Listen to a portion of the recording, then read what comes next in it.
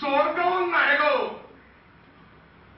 നീ നിന്റെ വാവുകൊണ്ട് എന്തു പറയുന്നു കേൾക്കാൻ നോക്കിയിരിക്കുകയാണ്. മറ്റുള്ളവരെ കുറിച്ച് എന്തും പറയട്ടെ, അത് നീ അല്ല.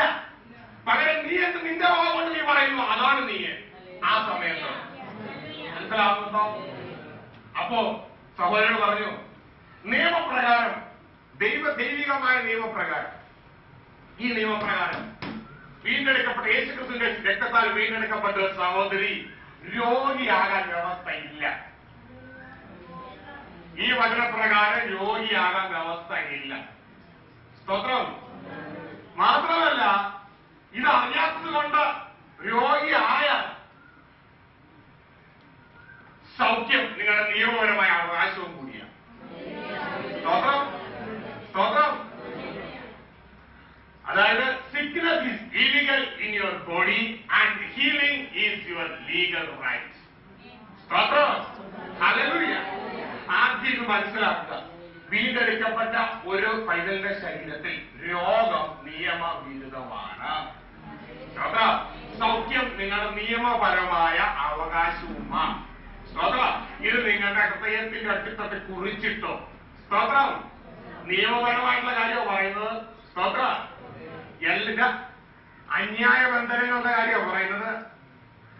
എന്നാൽ ന്യായമായ ബന്ധനങ്ങളുണ്ട് വേറെ. സ്തോത്രം. അത് നമ്മൾ അനുവദിച്ചു കൊടുത്താൽ അത് നമ്മളിൽ കയറും. സ്തോത്രം.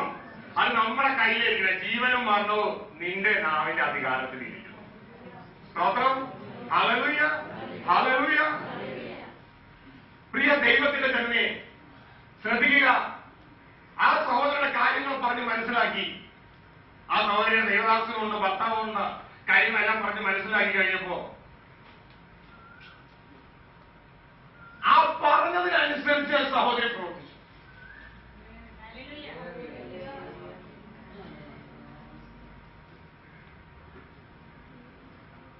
അവിടെ വെച്ച് പ്രാർത്ഥിച്ചു വിട്ടു. കുറച്ച് ദിവസങ്ങൾ കഴിഞ്ഞ് ആ സഹോദരൻ കണ്ടപ്പോ സഹോദരൻ പറയുക, എന്റെ ദേവദാസനെ ദൈവം എനിക്ക് പൂർണ്ണ സൗഖ്യം തന്നു. ആ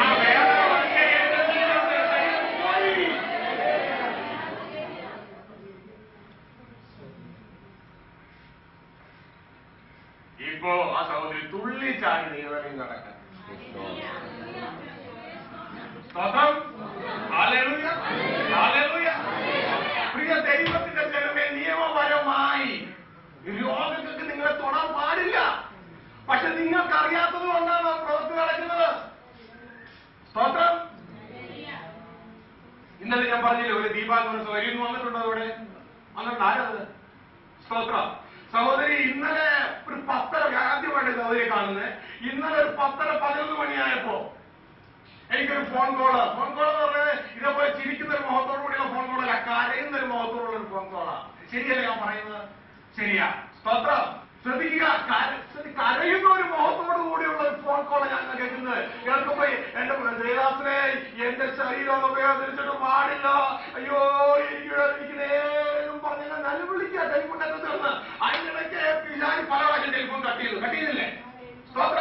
കട്ട് ചെയ്ത ഒരു സഹോദരി വിട്ടില്ല, സഹോദരി വീണ്ടും റീലൈൻ ചെയ്തുകൊണ്ടിരുന്നു. സ്തോത്ര. അപ്പൊ ഞാൻ ചോദിച്ചു, എന്തോ ഒരു പേര് പറഞ്ഞപ്പോൾ കട്ടാ വന്നു. വീണ്ടും അടുത്ത വിളിക്കും. അപ്പൊ എന്റെ പേര് ദീപ എന്നാണ് എന്റെ പേര്. ഈ ഓരോരോ കാര്യങ്ങൾ പറയാൻ തുടങ്ങിയിട്ട് ഞാൻ പറഞ്ഞു, എന്റെ പ്രശ്നം എന്റെ ശരീരം പൂർണ്ണമായി ചിരുത്തു മുതലല്ല വേദനിക്കുക, എന്റെ ശരീരം പൂർണ്ണമായിട്ടല്ല വേദനിക്കുക. സ്തോത്ര. പ്രിയ ദൈവത്തിന്റെ ജനമേ, സഹോദരി പ്രാർത്ഥിക്കണം. ആ നിമിഷം എവിടെ ദൈവത്തിന്റെ എവിടെ വിളിച്ചപ്പോ ഏറ്റുമാനൂർ ഇപ്ര. അപ്പൊ ഇവിടുന്ന് ദൈവം തന്ന അധികാരം ഉപയോഗിച്ചുകൊണ്ട് ഈ വചനപ്രകാരം ആ രോഗത്തോട് വേദനയോട് വിട്ടുമാറാൻ കൽപ്പിച്ചു. ഈ പ്രാർത്ഥനയിരിക്കുന്ന ഇടയ്ക്ക് ദൈവം കട്ടാകുക. സ്തോത്ര. പക്ഷേ സഹോദരി വിളിച്ചോണ്ടിരിക്കും. ഞാൻ കണ്ടിന്യൂ ചെയ്ത് പ്രാർത്ഥിച്ചുകൊണ്ടിരുന്നു. പ്രാർത്ഥിച്ച് കഴിയുമ്പോൾ അത് കട്ടായി. സഹോദരി വീണ്ടും വിളിച്ചെന്തിനാ പറയാമോ? ദേവദാസനെ, ആ വേദന എന്റെ ശരീരത്തിൽ നിന്ന്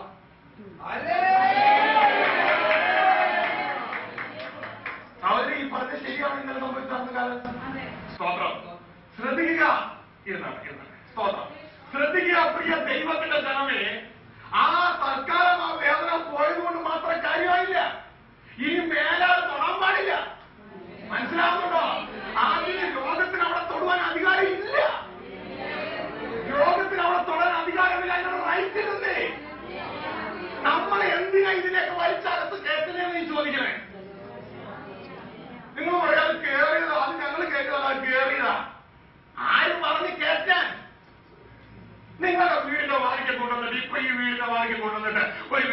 2 ലോറി വന്നിട്ട് അവിടെ മെറ്റൽ ഇറക്കുക ഞങ്ങളുടെ ഗേറ്റിന്റെ വാതിക്കല്.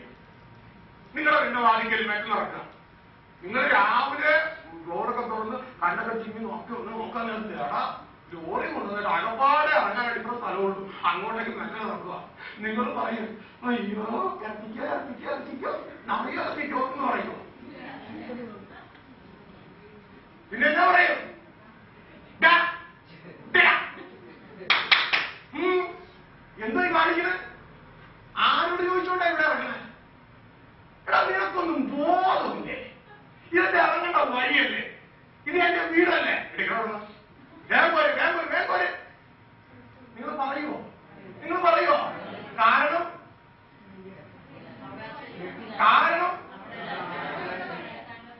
ആർക്ക്? അപ്പോൾ ആര് സൂക്ഷിക്കണം? സത്യമാണോ ഈ പറഞ്ഞേ? ഇതുപോലെ നിങ്ങൾക്ക് ഇരിക്കാൻ തന്നെ ശരീരമല്ലേ കർത്താവിന്? ഇതിന് വേറെ ചിലപ്പോ ചേറിക്കോളാൻ പറയുമോ? ചേറിക്കോളാൻ പറയുമോ? പിന്നെ നിങ്ങൾ എന്താ പറയണം? ഈ പടിയിൽ ആ മെറ്റൽ ഇറക്കിയപ്പോ ആ ലോറിക്കാരോട് എന്ത് പറഞ്ഞു? അല്ലെങ്കിൽ ഇതിനോട് പറയണം.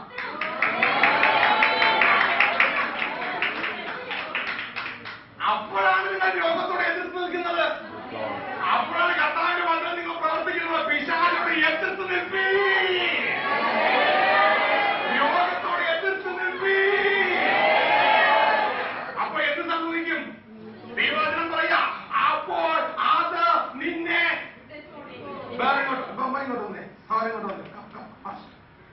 ശ്രദ്ധിക്ക. ഇത് നിങ്ങളെ പോലെ മാന്യമായിട്ട് സഹോദരൻ. അപ്പൊ ഞാൻ ഇതൊരു രോഗശക്തി. ശ്രദ്ധിക്ക, രോഗങ്ങൾ വരികയാ. പിടിക്കാൻ പോകുന്നു, രോഗങ്ങൾ വരികയാ. അപ്പൊ കർത്താവിന്റെ വചനം പറഞ്ഞെന്തുവാ? പിശാചിനോട്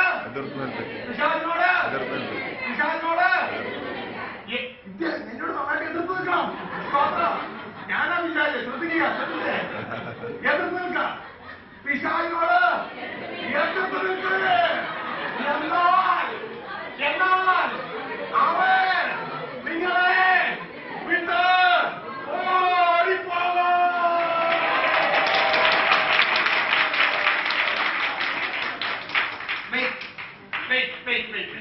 ലോകക്കാരുടെ പരിപാടി പറഞ്ഞ ലോകക്കാര് അല്ല, ഇന്ന് വരെ ആയ പരിപാടി, ഇന്ന് വരെ ഉണ്ടായ പരിപാടി.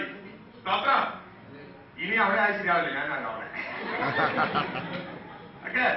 രോഗമാ, രോഗം വന്ന് പിടിക്കാൻ പോകുക. രോഗം വന്ന് പിടിക്കാൻ പോകുമ്പോ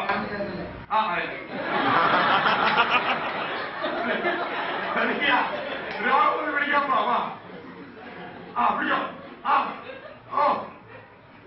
ഇതൊന്നും ശക്തി ലഭിക്കാൻ ശ്രദ്ധിക്ക. വന്നേക്കാം.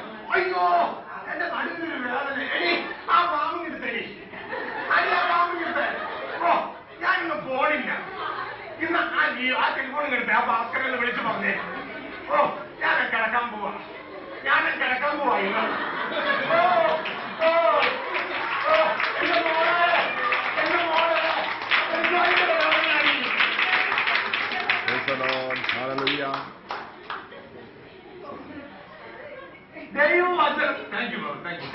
ദൈവവചനത്തിൽ ഇല്ലാത്ത കാര്യമൊക്കെ നിങ്ങൾ ചെയ്തിട്ട് രോഗമാകുന്നത് വല്ല കാര്യമുണ്ടോ? പിശാചിനോട് എതിർത്ത് നിൽപ്പീ, എന്നാവും നിങ്ങൾ വിട്ട് ഓടിപ്പോകും. ഇതാ ദൈവരാജ്യത്തിന്റെ സിസ്റ്റം. ചിലരുണ്ട് ഇവിടുന്ന് പോയാൽ ചിലർ ചെയ്യുന്ന പരിപാടി എന്നറിയാം. ആദ്യം ഒന്ന് എതിർക്കാനൊക്കെ നോക്കും, പക്ഷെ ഇത് പോവില്ല. കാരണം ഇതിനറിയാം ഇവരെ 2 പ്രാവശ്യം പോയില്ലെങ്കിൽ ഇവരുടെ ഞാനൊക്കെ ചുമ്മാതാന്ന് ഇവർ വിചാരിച്ചു. എനിക്ക് ഇവരുടെ കൂടെ സ്ഥിരമായിട്ട് അങ്ങോട്ട് കൂടാം. കാരണം ഇവരുടെ അപ്പന പൂച്ചന്മാര് വരെ ഞാൻ ഇവരുടെ കൂടെ അതല്ലേ.